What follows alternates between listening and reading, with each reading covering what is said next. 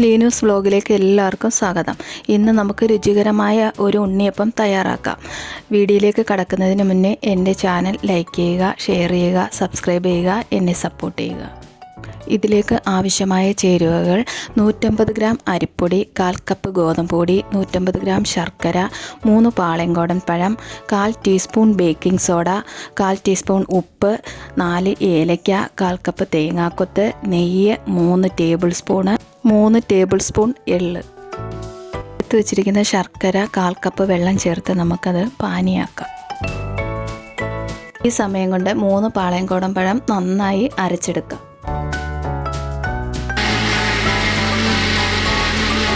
ശർക്കര ലയിച്ചതിന് ശേഷം തണുക്കാനായി മാറ്റിവെക്കാം.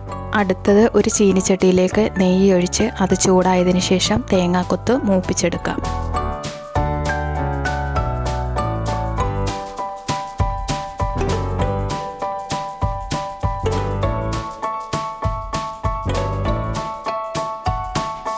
തേങ്ങാക്കൊത്ത് ബ്രൗൺ കളർ ആയതിനു ശേഷം മാറ്റിവെക്കാം.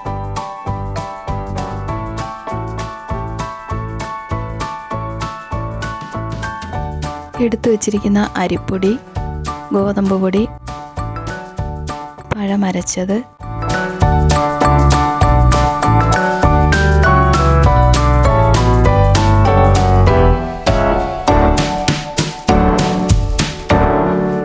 ബേക്കിംഗ് സോഡ, ഏലക്ക പൊടിച്ചത്, എള്ള്,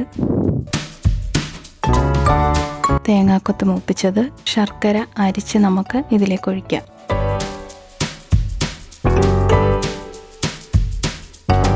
കാൽ ടീസ്പൂൺ ഉപ്പും കൂടി ചേർത്ത് നന്നായി മിക്സ് ചെയ്യാം.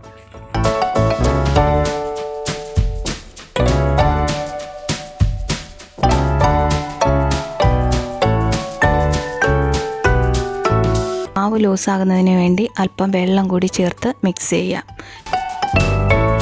എന്നിട്ട് അരമണിക്കൂർ റെസ്റ്റ് ചെയ്യാൻ വെക്കാം. അരമണിക്കൂർ കഴിഞ്ഞതിന് ശേഷം ചൂടായ ഉണ്ണിയപ്പക്കാരയിലേക്ക് എണ്ണ ഒഴിക്കാം.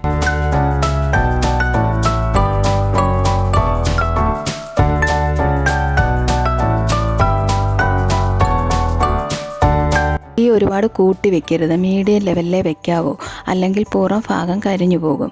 ചൂടായ എണ്ണയിലേക്ക് മാവ് ഒഴിക്കാം. കുഴിയുടെ 1/4 ഭാഗമേ ഒഴിക്കാവൂ, അകവശം വേകാൻ വേണ്ടിയാണ്.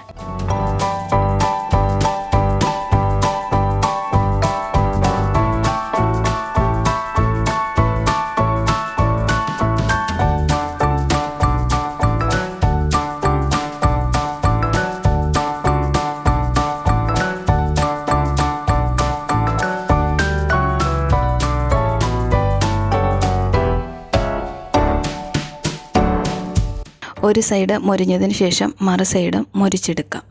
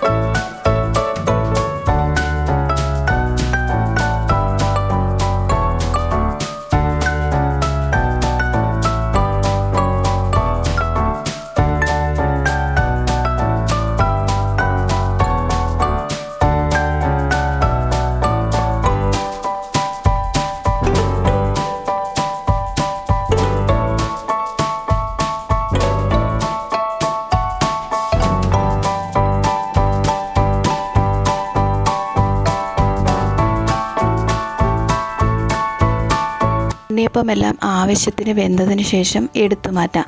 നമ്മൾ ഈ തയ്യാറാക്കിയ ബാറ്റർ വെച്ച് 25 ഉണ്ണിയപ്പം വരെ ഉണ്ടാക്കാം. ഈ ഉണ്ണിയപ്പം 2 ദിവസം വരെ കേടാകാതെ ഇരിക്കും.